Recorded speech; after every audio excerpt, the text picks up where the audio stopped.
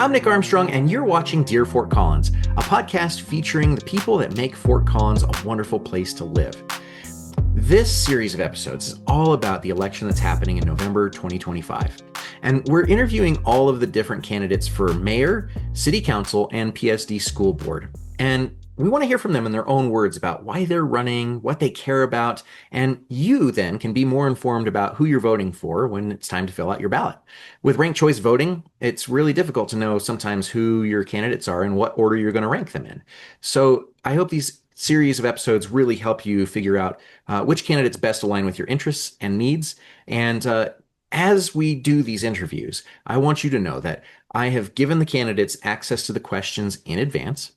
I try to ask all of the candidates the same questions, or at least give them an opportunity to answer the same questions in the same kind of way. And there's very minimal editing on any of these episodes. So unless there was an errant sneeze or a cat jumping on someone's lap, you're hearing from the candidates in their own words. I do have a quick disclaimer to give you that I serve on the Parks and Recreation Board for the city of Fort Collins, and my opinions on this show are my own. They're not the position of the board or of the city. And I have also advised a number of the candidates about their campaigns, and in some cases have either helped with their campaigns or made a donation here or there. I do my absolute best to make sure that they all get fair treatment, that there aren't any favorites being played, and that also we're asking them the same types of questions and they have an opportunity to answer those in kind. I hope that you enjoy these episodes and that they help you become a more informed voter in the upcoming election. And if you do have any questions, concerns, or comments, please let me know and reach out on the Dear Fort Collins website. I'm always happy to hear from you. And some of the questions that you'll hear me ask of the candidates have been submitted by listeners and watchers just like you. Folks who are fans of the show and want to know more about particular candidates and their positions on particular things. So with that, let's get on with the show. Without any further ado, let's introduce our interviewee today, who is ScottyV, Scotty VanTatenhove, who is running for mayor. Scotty, welcome to the show. Thank you so much for having me, Nick. This is fantastic. Tell me about your platform. What are you running for? What do you care about in Fort Collins? Yeah, you sound like everybody I've talked to in the past. Why are you running? I'm an interesting candidate. This will be my third time running for mayor, but I've lived in Fort Collins since 1983. My family moved here from North Jersey. My dad was a Hewlett-Packard engineer, so I kind of grew up from the early 80s all the way through now here in Fort Collins. I'm a product of the Poudre School District. I graduated from Fort Collins High School in 1995. I went to Bolts Junior High. I went to Shepherdson and O'Day, and even Barton at one point. So yeah, my life is rooted here in Fort Collins. I went away for college. I went to St. Olaf College in Minnesota. I came back, started teaching at Poudre School District. I went away for graduate school in New York City at Columbia University, and then came back again. And I've been here pretty much since. Of my 48 years, I've spent about 6 of them away from Fort Collins. And I packed in a lot of life into those 6 years. But there's over 40 years of experience and living life here in Fort Collins, both as an individual, as a family, as a member of a nonprofit that creates something here in town, also as an educator here in town. Poudre School District has been my employer for 26 years. I do social studies. I taught local government, things like that. I decided to run in 2005 because of my students. My students and I were talking about representative democracy versus direct democracy. And we had this crazy idea, and I say we because my students helped me come up with this, that we were going to turn the mayor into a direct democracy. Because looking at how the city of Fort Collins works, everyone's represented twice on council. You've got your city council member, whatever district you're in, and then you have the mayor. And the mayor represents the whole city entirely. But we're not a mayor-run town. It's not like New York City where the mayor has a budget, the mayor has veto power. The mayor can actually implement their personal agenda. Even Denver has that with Mayor Johnston right now. But city of Fort Collins, the mayor is literally a member of city council. And one of the most things that most people know about is that we've only popularly elected our mayors since the late 80s. They've always been elected from city council by city council prior to that. So, so that's an interesting thing. So we were talking about that back in 2005. And so I was going to, and American Idol was just like blowing up at the time. It was like, and more people were voting for American Idol than for anything else when you looked at city politics or statewide or even federal. And so my students came up with this idea. It was like, well, how can we make the mayor's vote kind of a direct democracy, like using phones and things like that. So I put together a platform like that.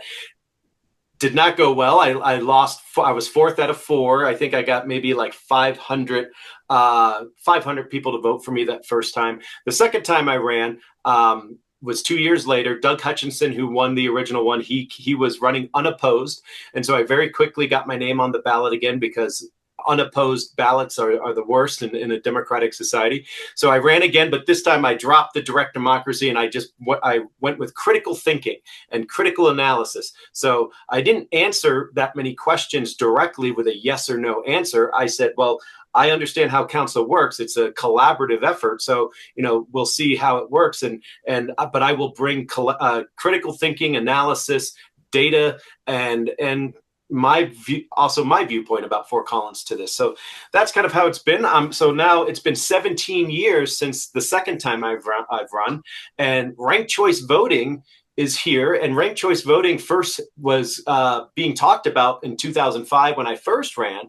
And so a lot of people that were involved with the ranked choice voting were like, oh, this would be great for you. The dark horse candidates can actually have a say and things like that. So here I am again. And I've about 20 years ago, I think it was one of the other council members said, Scott, you've got great stuff, great talking points, but come back after you've done something.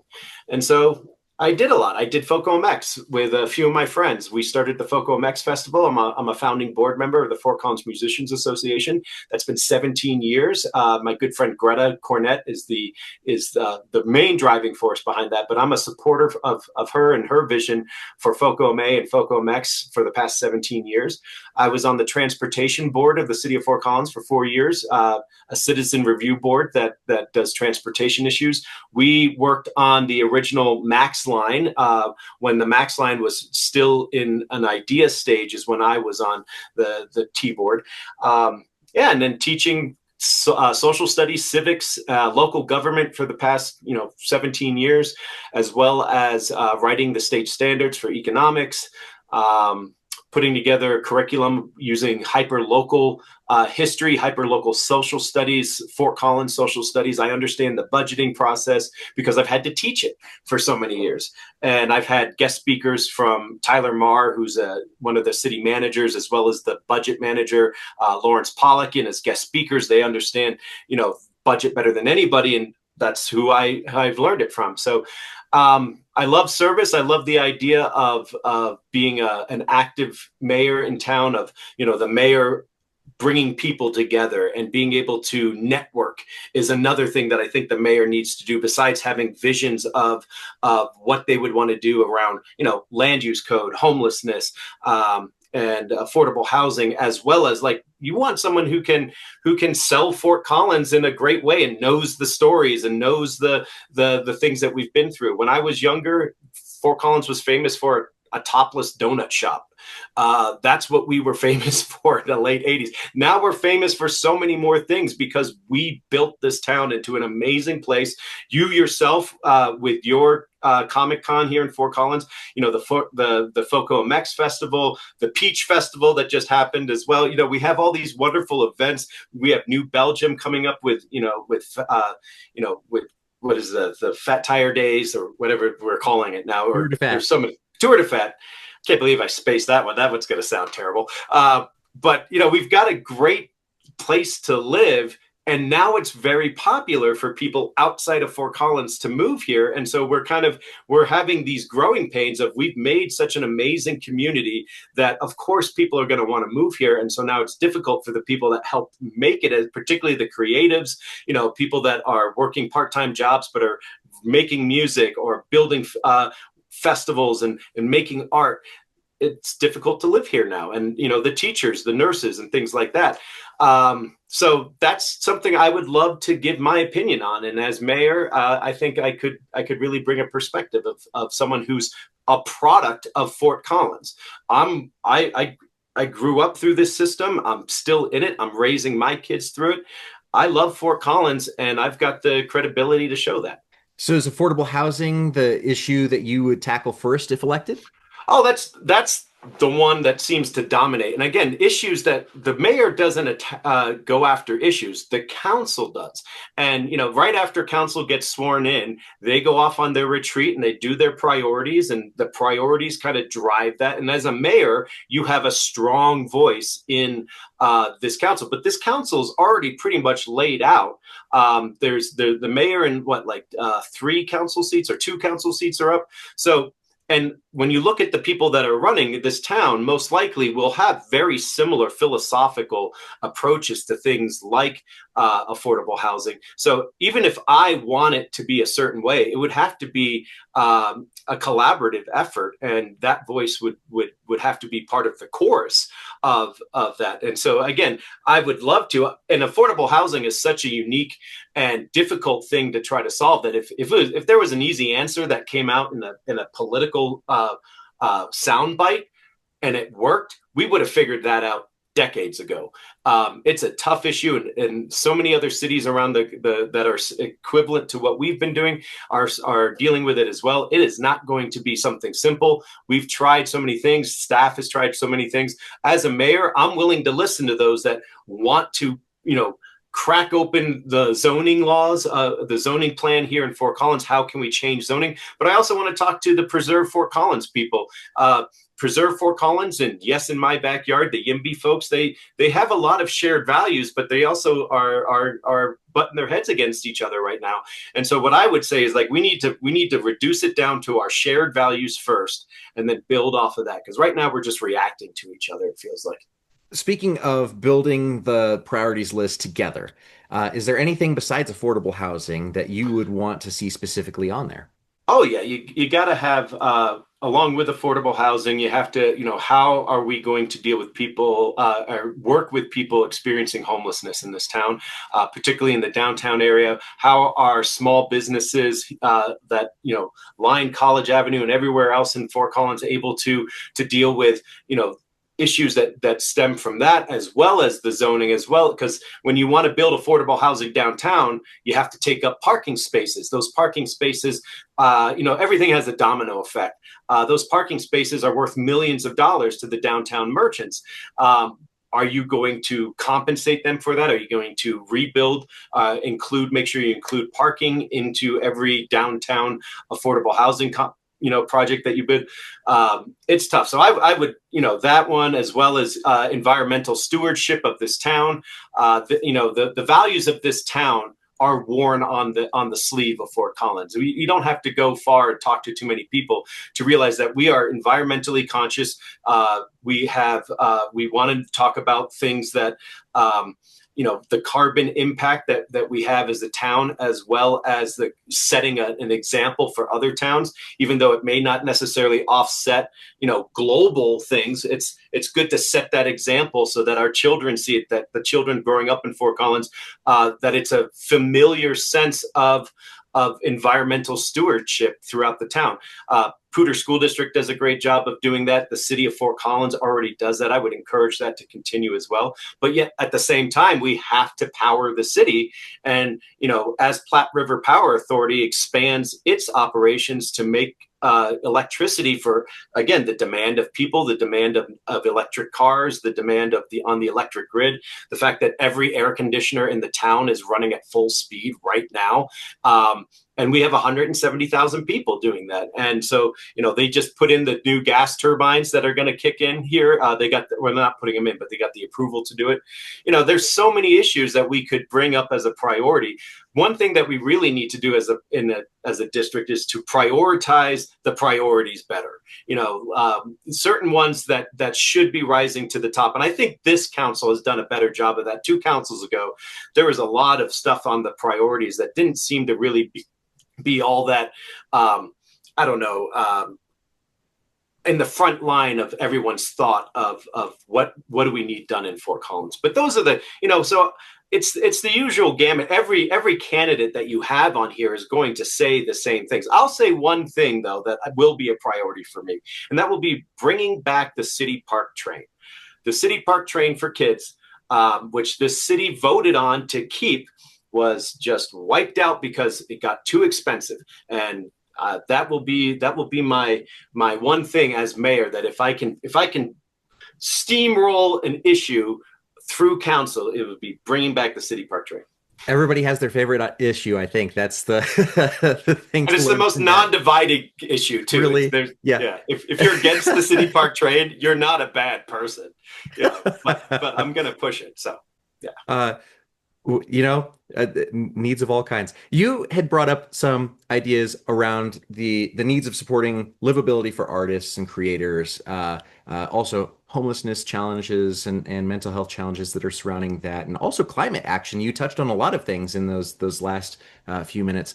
What do you view the city's role and responsibility in each of those areas, especially for programs and organizations that aren't part of the official city initiatives? Because a lot of the backfill of this support happens on the 501c3 side and comes back in to support the city. Where do you see the city's role? The city is we're like a role model for a lot of these things. If the city can present particular, and I'm going to put it on city staff. City staff is amazing in this town. The amount of amazing, intelligent people that know their department, that know their the transportation people truly know transportation. The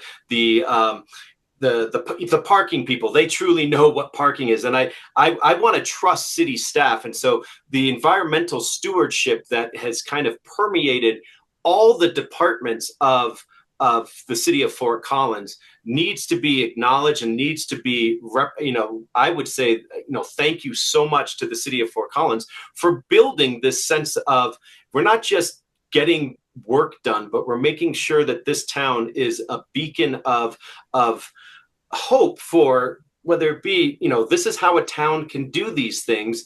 And so it may not always be the city driving it, exactly like you said. There's a lot of nonprofits out there that too, but our partnerships, our ability to partner, our ability to bring grants in. Oftentimes 501(c)(3)s need government agencies to partner with them for their grants. And we would love, being able to understand that. How can we leverage the funding that we're able to give, and now that federal funding that we would get as a city and then distribute out to a lot of the nonprofits is freezing up. It's going to be a heck of a next couple of years trying to figure out how to fund a lot of these nonprofits, even just partially from the city. I know the Fort Fund is something that I've worked with a lot for the FoCoMX Music Festival. And, you're nervous about hearing all these, the fact that federal grants are just freezing up. And I talked to a few people yesterday at a mayoral forum, and they were talking about how their budgets have gone from, a couple million, and they've dropped 90%. And so they just can't do the operations that they need. The city can't backfill that money. That's federal money. But we're going to have to be creative. We're going to have to think about different ways of doing it and figuring out how to get that federal money and that state money back. So along with that, there's a lot of different competing needs for money, priorities, attention. The city staff can only do so much without being stretched too thin. And, how many hats can you actually wear?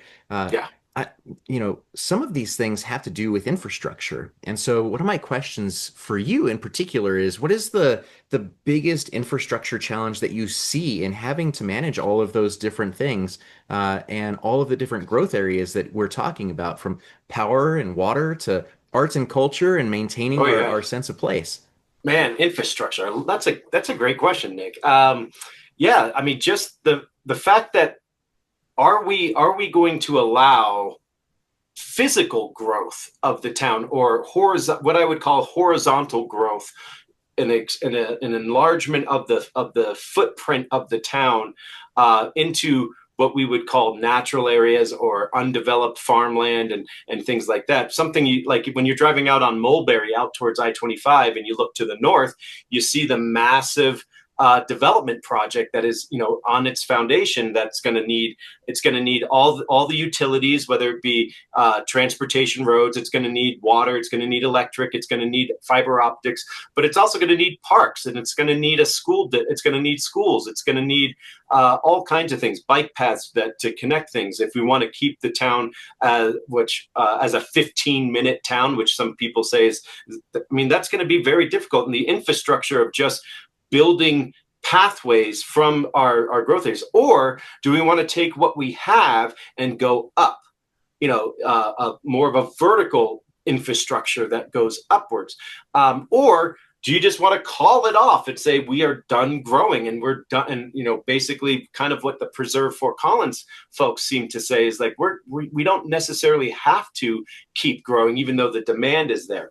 That is, and again, I'm willing to listen to all sides on this, and come to an understanding of what is the best future of Fort Collins. Is it expanding? And if that is it, then we are going to have to bring in more money for more infrastructure, and then upkeep of that infrastructure. Every time you build a road, you have to bring in that sense of what are the operational costs for this for the next 10, 15, 20, 30, 40, 50 years. And it gets astronomically high.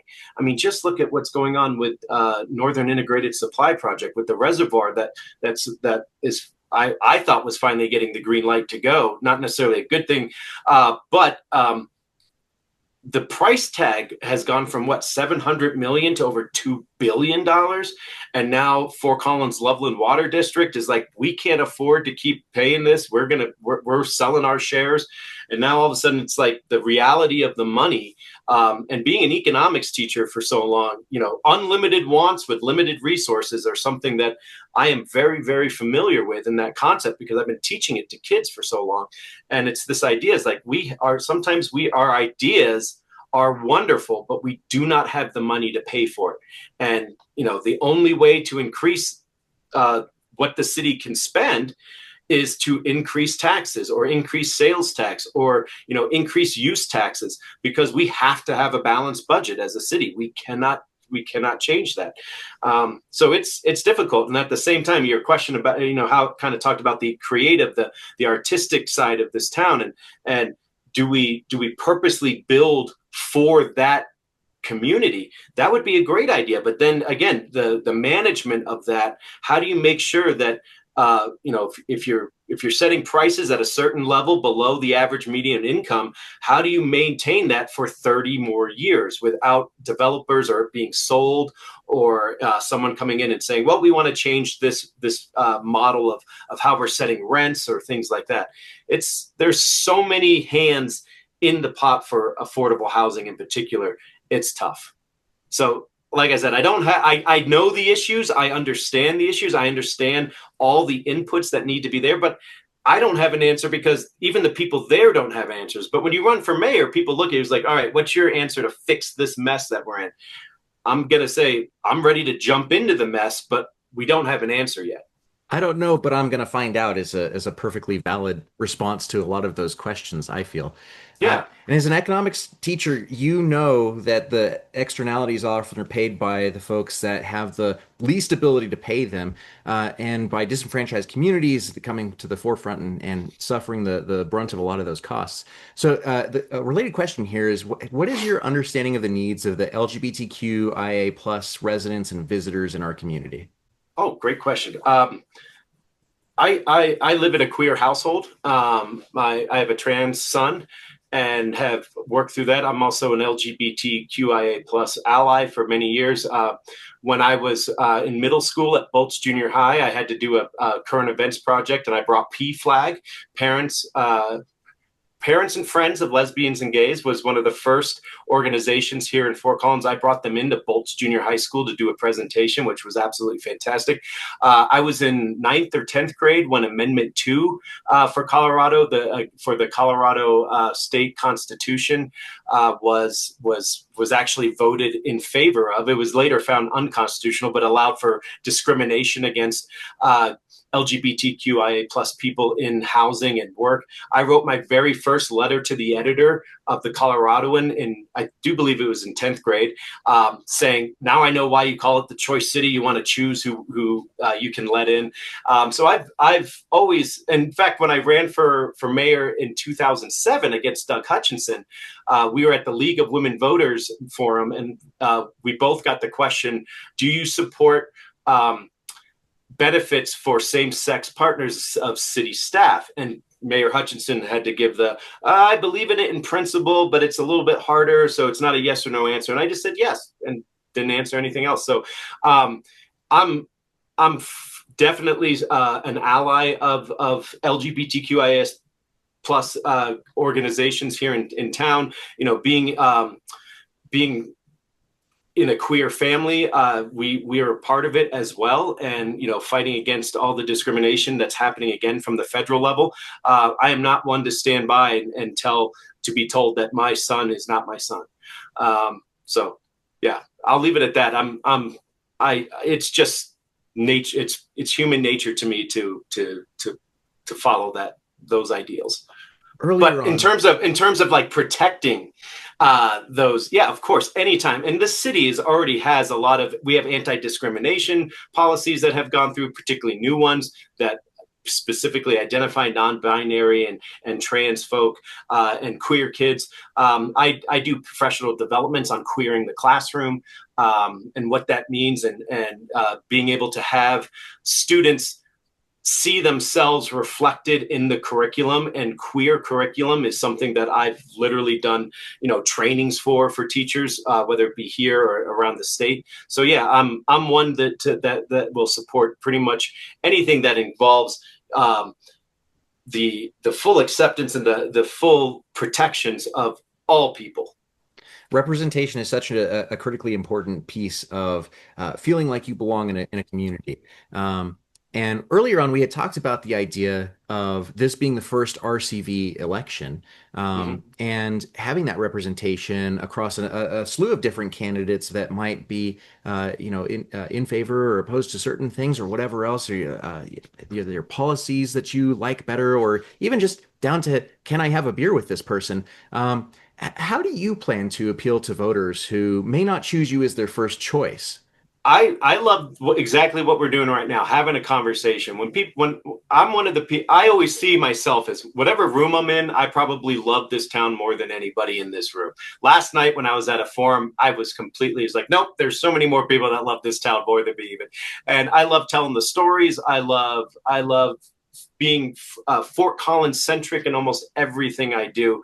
So, the best way for people to kind of see who I am without me like knocking on your doors, literally go to my Facebook page and watch my videos.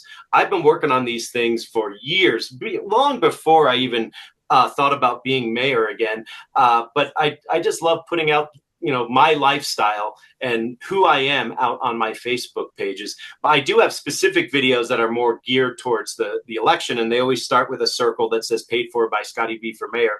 But the other ones are like me and my family, what we do here in Fort Collins. You'll probably get my sense of humor, but I bring to, I love having conversations. I'm one of those people that I'll just start up a conversation and we'll find something to chat about. We'll find something that connects us. Just seeing you and understanding everything you are just from your background and trying to find ways to connect, whether it be through my comic books or my Star Trek aspects. And, I constantly try to find a connection whenever I talk to someone new, and let that be a foundation of connection that we can trust each other and move on from. So that's what I would say. Is like, just talk to me. And that's probably the best thing you can do. I'm not that great at, I don't have a party line. I'm not affiliated with the Democratic Party. I'm not affiliated with the Republican Party. I'm not affiliated with anybody because nobody gives me money. I don't accept money from anybody. Some people have tried to give me money, but I won't do it because I want to be beholden to Fort Collins, not to any sense of guaranteed vote because we gave you a campaign or we had an event for you or we did this for you. So that's what I'd say. Just come up and talk to me.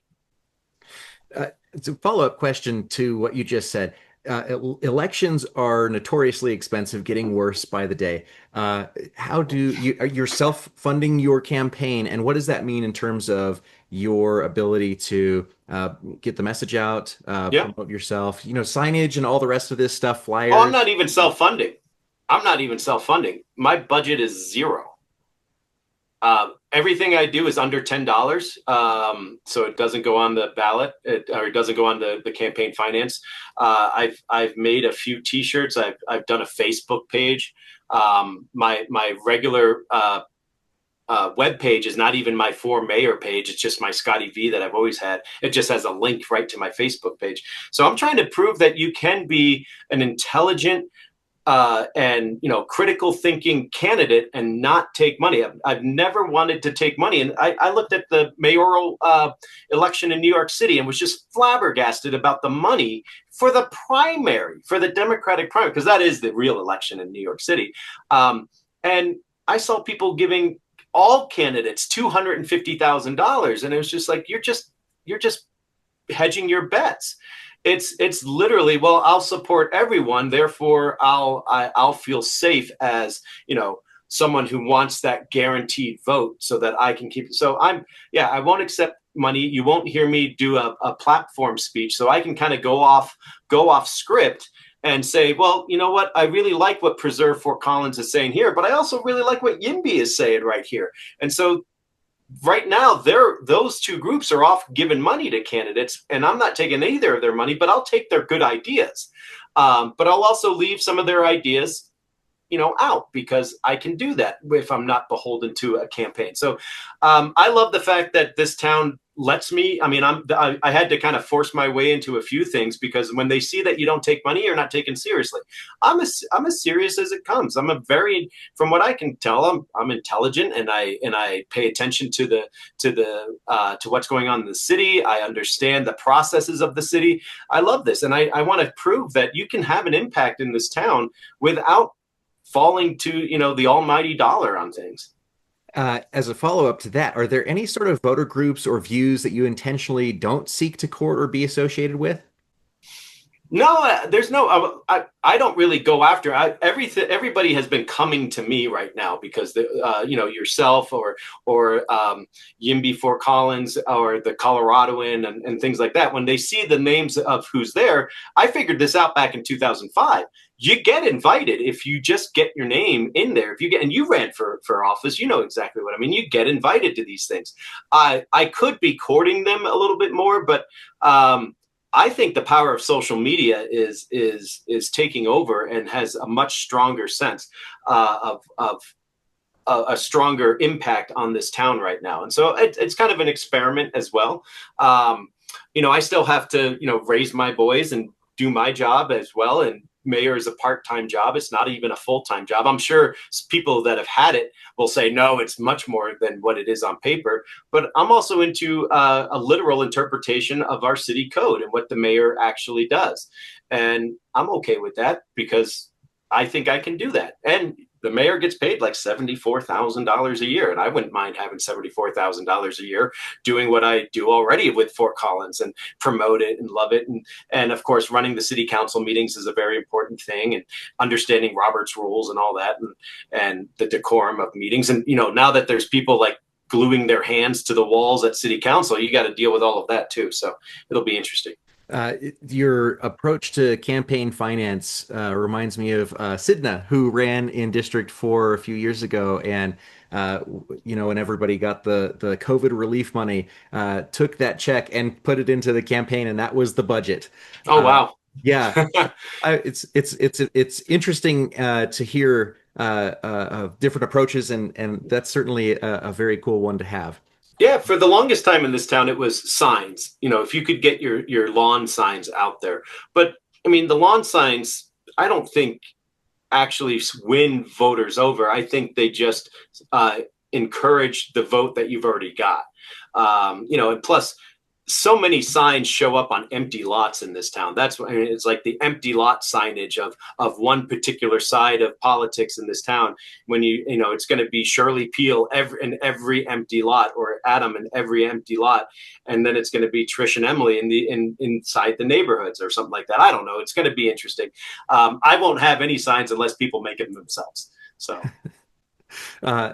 Fully encouraging cardboard sign waving on your Oh business. yeah, I made my own sign last time. It like the first rainstorm, it just disappeared.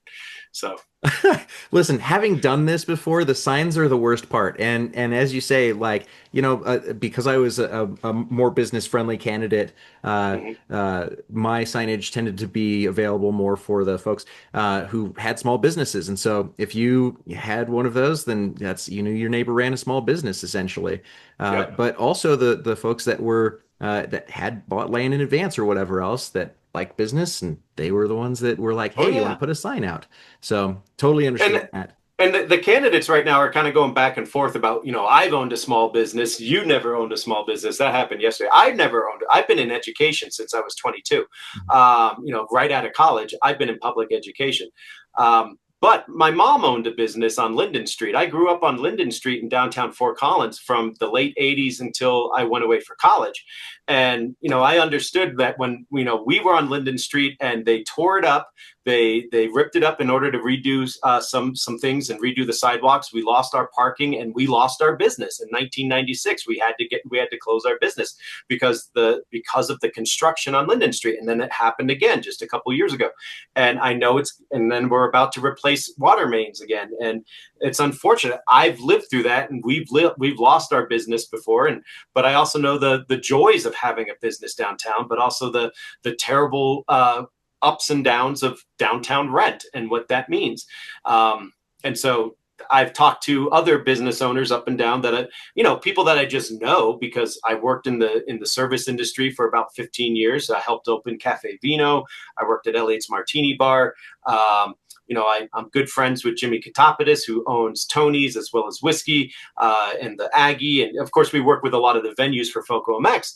And so during this time, you talk to them about like, what is it that makes this place great for you? And you're like, these festivals and the fact that we have the CSU kids here, but, they're constantly kind of in a tug of war, it seems, with city staff about what makes good business in downtown Fort Collins. And that's something I'd like to talk about and bring about some maybe some cohesiveness with that. Yeah. Well, and not just for downtown, Old Town Fort Collins, right? But across the Mm-hmm. city. If Oh our yeah. sales tax base is slipping, then we really need to examine what is happening with our small businesses that's generating that sales tax base we're using to leverage for things like funding arts and public places and parks and all these other fun things that Oh we yeah. have. So, what would voters be surprised to learn about you? We've talked about a lot of things.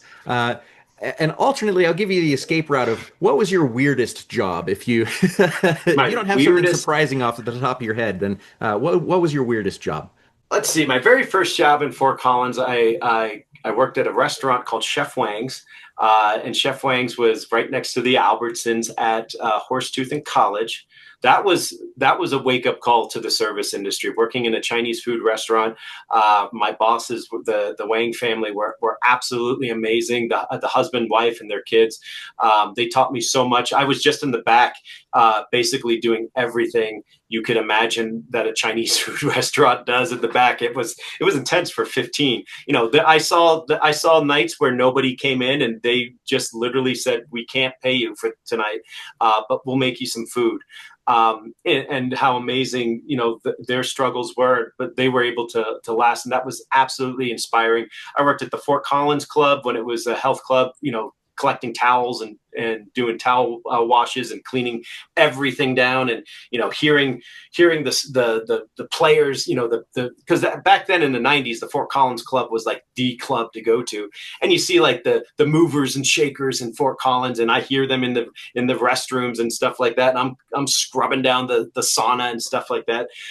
So that was a fun one. But then Probably my service industry. Like I said, I worked at Elliot's Martini Bar for about 12 years. I met my wife working at Elliot's Martini Bar. A lot of my friends have come from the service industry, and I got a lot of my connections through the town this way.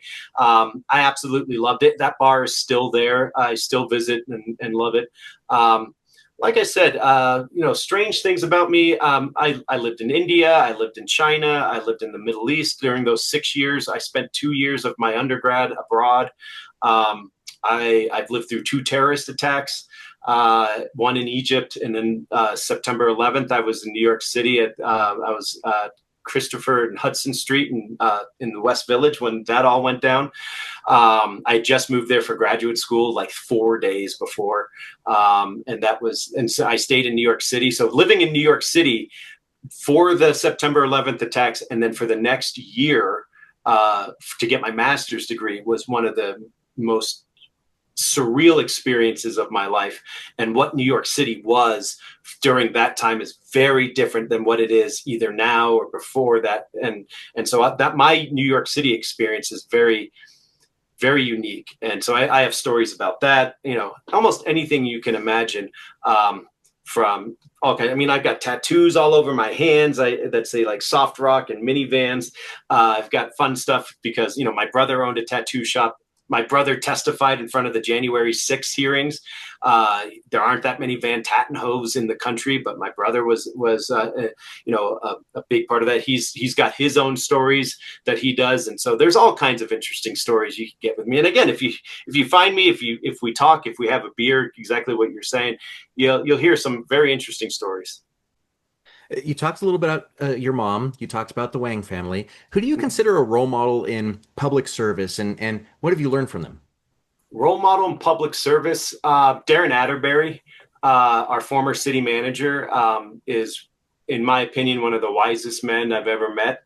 Doug Hutchinson as well, my first mayoral opponent, and their ability to bring together people with so many different agendas, but yet bring them together to actually move forward on items, I thought was pretty powerful.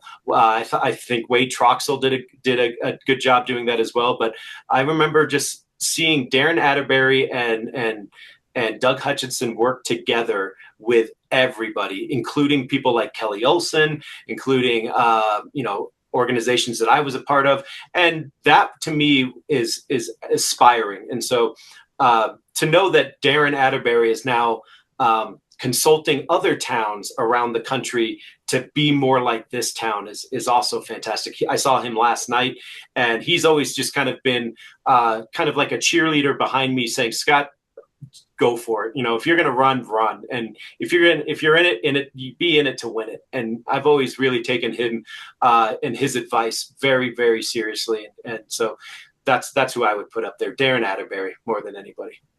It's funny you say that. I have this very similar experience with Darren and Wade. Wade encouraged me to jump into the race for District 1 when I ran, and both of them were very supportive. When I received death threats through text message just for running. Oh my goodness! Wade was right there and said, "Hey, here's what you do. Here's how you handle it." And that was really encouraging. And I have this sense that anybody who's been there, done that, and has the grungy T-shirt, we're all here to help support each other in doing this very difficult thing, running for office. As a fellow geek, I'm curious if you have any thoughts on if you could have any superpower that would help your community. Hands down. Speak any language. I do both. Speak any language fluently by either listening, writing, and speaking, or play any instrument. But I think the instrument part, like being able to walk up to one of those pianos in Old Town and just hammer out like an amazing rock and roll tune, all of a sudden people are around you, people are singing. The power of music in this town is absolutely phenomenal. So, but I also love communicating, and language allows me to communicate. So my 2 big superpowers would be any language and any instrument. And that's it. And just be able to do it, pick up any instrument and not only be able to play it, but to play it well and to compose with it and things like that would be absolutely the greatest superpower ever. I love those. And, we've talked a little bit about the folks that have made a difference in your life. And is there a piece of advice that you received but you didn't follow and now you wish you had? I got one piece of advice that I tried to do, which was like when you're young and you're in your 20s or something like that, try changing career every 2 years. I tried doing that. I taught for 2 years and then I left for graduate school, and I was on my path away from Fort Collins. I was flying. I'd enrolled at Columbia University. I got into a master's program. By the end of my first year and 2 summer terms, I had already finished my master's. I was accepted into a PhD program, and I was on my way. I came back to Fort Collins though. Because I have my trans son, who's 22 years old, and so their mom was here in Fort Collins. I was off doing my PhD. I dropped out of my PhD program, came back here, started, being a dad and beginning that whole process. And that has been that advice of changing every 2 years is something that I wish I could have done, but I also don't want to wish away my kid or anything like that. So I don't think that. But this ability to shift, to pivot, is, in my opinion, one of the biggest skills that we can teach young people today. How do you pivot your career so that you don't have this aching fear of what happens if I get fired, or what happens if I get downsized, or what happens if I get furloughed? I'm about to finish my career as an educator. I've been 26 years in, and so my retirement is close, and I'm scared to death of the pivot. I don't know what my pivot is going to be, and I think that that's advice that if I could have done that, I would have done that. But I'm very glad that I didn't, because I love my family and my kiddos so much, and now I'm here at Fort Collins, and I've rooted down and things like that. So I was off going to be doing like 2 years here, 2 years there. I was going to be a professor, and I was going to do all kinds of things, write books, and so I'm okay with that. I love the hand that I was eventually dealt, and here I am.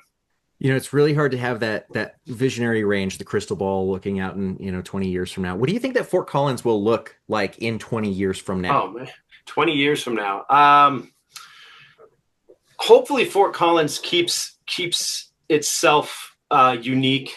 I remember people saying, like, keep Austin weird and things like that. Fort Collins, I'm nervous about the I-25 corridor and what that leads to.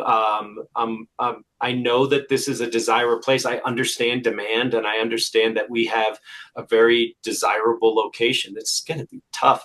20 years from now, our largest employer is kind of recession proof. And when you think about CSU, they're kind of recession proof. And that is another major draw, that, when we hit economic downturns, our town doesn't necessarily suffer like other towns that might be rooted with a for-profit business, or like one manufacturer or something like that kind of roots the town to the ups and downs of the business cycle. Since we're kind of released from that, I hope 20 years that CSU is just dominating, that CSU has like spread its ability to go beyond an ag school and beyond being known for just veterinary and everything like that. I hope that CSU and connections of CSU are all over this town. To me, that would be the most amazing thing, that everything is like a partnership between Fort Collins and CSU, and other groups like, the BIPOC Alliance or the Jewish community groups, or everything. Like, every single thing seems to be kind of a collaborative effort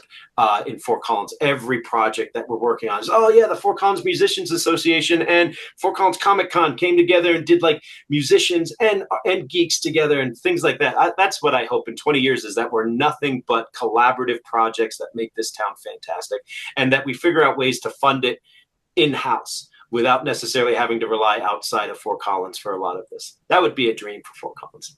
Scotty, I'm going to give you some rapid fire questions now. You just come up with a thing that is top of mind, and okay. And we'll go from there. What's your favorite coffee shop?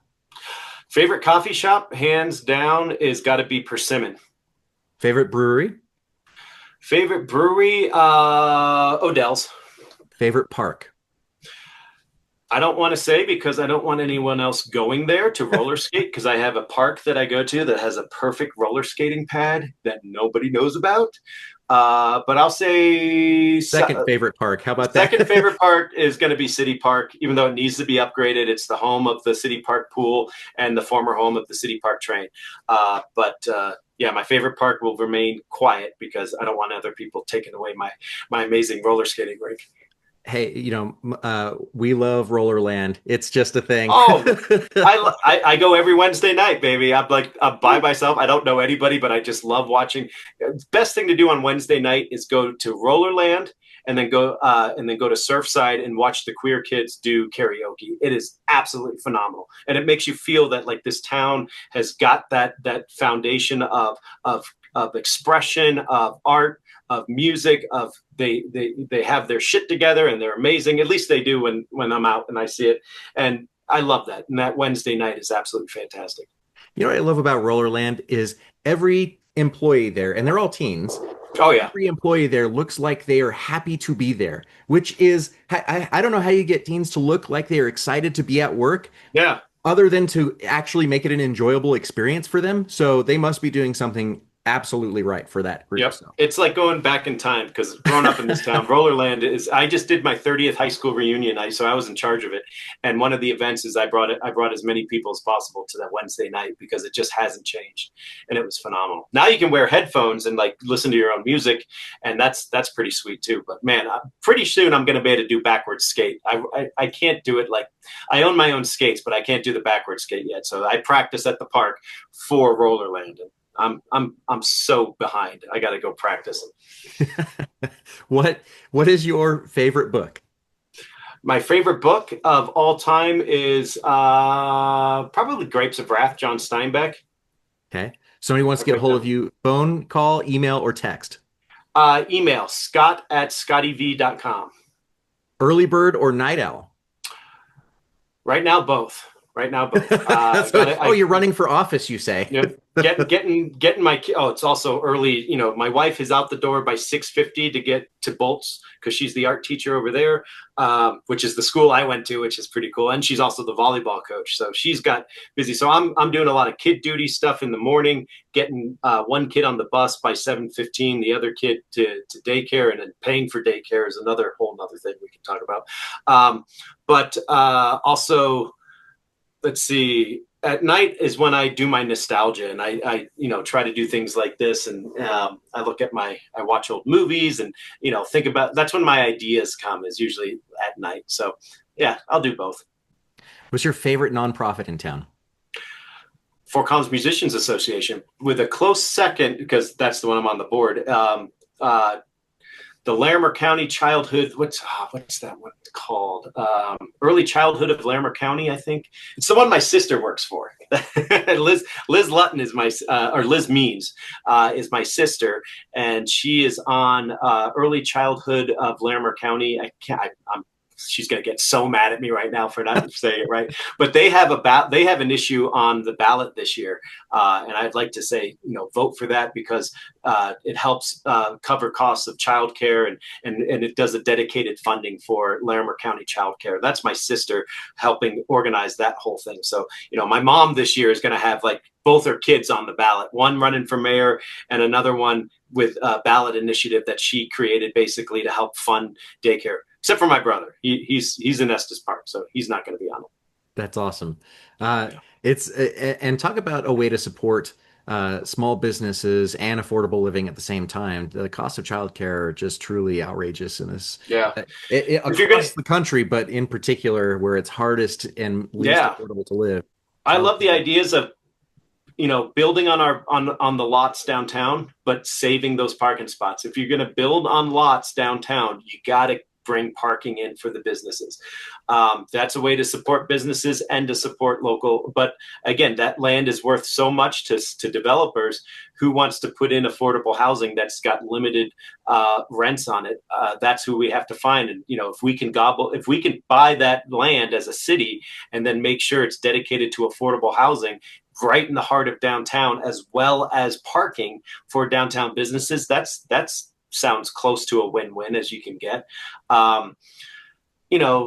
business, I talk to, I tend to talk more to restaurants and restaurant owners and bar owners and things like that. And they've always got ideas. I would say the best thing I can do is listen and figure out what it is. The best thing I've ever done for small businesses is I killed the pinball tax with Wade Troxel and Darren Atterbury.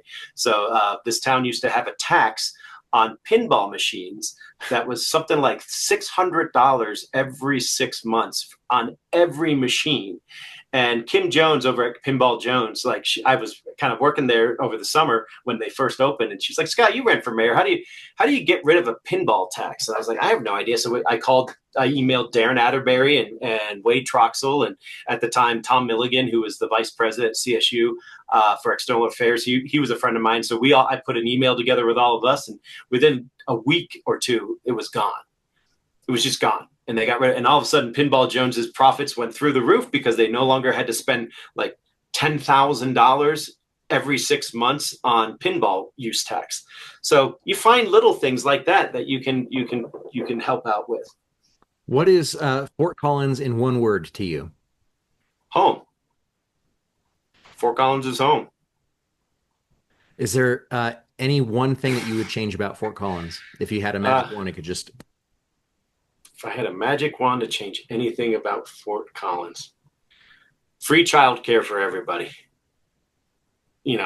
Being a parent should not dictate whether or not you can have a job or do things. You should be able to have stress-free parenting as best as possible. I've got 3 kids. All of them have gone through daycare. All of them will be going through Poudre School District. If I could find a way to comfortably allow parents to work and to follow their ideas, as well as support them in raising children, that would be great. I would do that. If you weren't running for office, what would you be doing this year? Probably expanding things like podcasting or trying to get people to talk about nostalgia in this town. Find a way to do that. I spend a lot of time at the archives with Leslie Struck, just looking up advertisements and making T-shirts out of them. I'd want to start a business where I take old advertisements and turn them into T-shirts and sell them at the Fort Collins Discovery Museum or something like that. I want to tap into our nostalgia of Fort Collins and and make money and give it to nonprofits. That kind of stuff. Well, Scotty, I love that. And is there any last words of wisdom, questions, advice, or other things that you would like a listener to know about? No, like I said, if you have any questions, reach out to me. Scott@ScottyV.com is the best email for me. See me walking around. I'm pretty easy to I'm the one with all the tattoos on his hands that's running for mayor. I love chatting about Fort Collins, and I'd love to help make it a better place by listening and using my experience and using my context of what Fort Collins is for me. But I need to know what Fort Collins is to everyone, because I'm Fort Collins and so are you. And your Fort Collins contextual is your experience. And some people don't love Fort Collins, and I want to know why. And I want to know what we can do to make it a little bit more livable for everybody, and things like that. So that's what I'd like to say. Amazing. And where can we find out more about you and your campaign? Go to my Facebook page, Scott VanTatenhove on Facebook. That's where a lot of my videos are, and things like that. Running for office is fun for me. I like campaigning. But I want to do campaigning on my own. It's on my own dime and it's on my own time. So I make it a little bit more fun. I don't, like I said, I don't say the traditional, elevator speeches. I can go a little bit more off the cuff and just kind of say things. So my videos are more like that. They're kind of funny, silly little things. So, and I understand when you look at how the last national election went, entertaining is a part of campaigning now. Whether that's a positive or a negative, I don't know, but I want to do it without harming anybody, without putting people on the spot. I want to put the city park train on the spotlight, but I'm not going to, take advantage of a group of people for election. That's the absolute worst way to do it. You can still be entertaining and fun and bring a little bit of life to a campaign without bringing somebody or a group of people down. If anybody, I'm gonna make myself look silly, and I'm okay with that. I love being silly. I love being self-deprecating and things like that. So, and I don't even know how Reddit works, but I finally found Reddit, like the people talking about me on Reddit. One of the mayoral forums, I guess I dressed like SpongeBob SquarePants, and I thought that was awesome. And some people were like, do you really want to elect SpongeBob? And now all of a sudden I want to do like, elect SpongeBob. Yes, you should want to elect SpongeBob. SpongeBob represents some great things. So at the state of Paramount CBS right now, you might just be able to get away with that. Yeah. I keep forgetting they're owned by them. I thought it was Viacom, and yeah, they got bought by everybody. Yeah. Scotty, it's been an absolute pleasure talking to you. Good luck to you in your campaign. And thank you so much for having me. This is great. I want to go back and watch your other episodes now, and so should everybody else. I think it's truly a really good way to get in touch with, not just because it's my show, right? And I'm a little bit biased, but I think that the idea of having this idea of a coffee conversation with a candidate and really hearing what they have to say in their own words is such a missed opportunity by so many in our community who just like check a box with either the D or the R next to it. And since our municipal elections are nonpartisan, in theory. Yes, there's an asterisk there. Come on, you know how partisan they are. Yeah. The first question I would get at every single door was, which party are you? And then who are you again? Well, because I remember your campaign. I remember how close it was. And I know who you ran against. And, this whole idea of recycling politicians in this town because they've been on another elected position. I mean, three people running for mayor have already been on council. Kelly Olson is still on council. He was mayor in 1982 or 83. We need different people from this town to step up and say, I can do this too. And every single one of those people that have run before, when they ran, they would say things like, we need a fresh perspective on council. And now they're saying, we need the experience that I have from council. And so it's hard to take somebody seriously when their opinions change so quickly without that. And so that's one of the things I love about this. It'll be interesting to see from your perspective, are the candidates able to just speak their mind? Will you get them speaking their mind, or will you get them getting prepared statements and those kinds of things? I don't have a single prepared statement. If anything, I wrote down stuff you told me about and that's it. I don't have any notes. I'm not going off of anything. It's just off the top of my head. But some of these other candidates, they have to pull a party line. Some of them don't, but some of them obviously are. And they're being very, delicate about it and what they're able to say and what they don't say and what they do say. And it'll be interesting. I think you'll do a great job. But again, all three of the front runners that are currently in council, like one of them could not win, but yet still be on council for 2 years. So everything that they say that they're going to be doing, they're going to get to do anyway for the next 2 years because they're a council member. So I always found that interesting as well.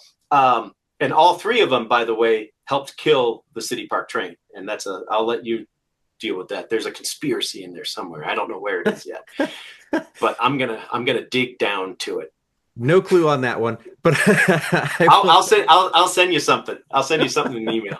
It all has to do with one city council meeting, and they were all there for it. What? Shirley, Tricia, and Emily were all on council together when the City Park train got pulled. No conspiracy theories on Dear Fort Collins. I'm just saying. I'm drawing a line. I'm just saying. Well, like I said, my conspiracy theory doesn't actually hurt anybody. It's just fun. It's just fun.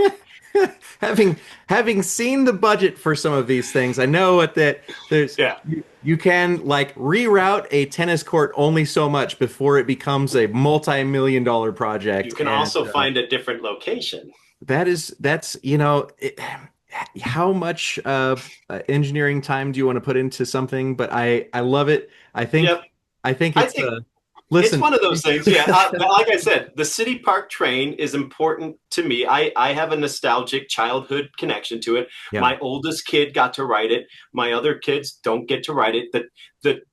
the fact that there's still a skeleton of it there, everything but the track is still there, right out, you come out of the city park pool and I see it and I'm just like, that's a shame.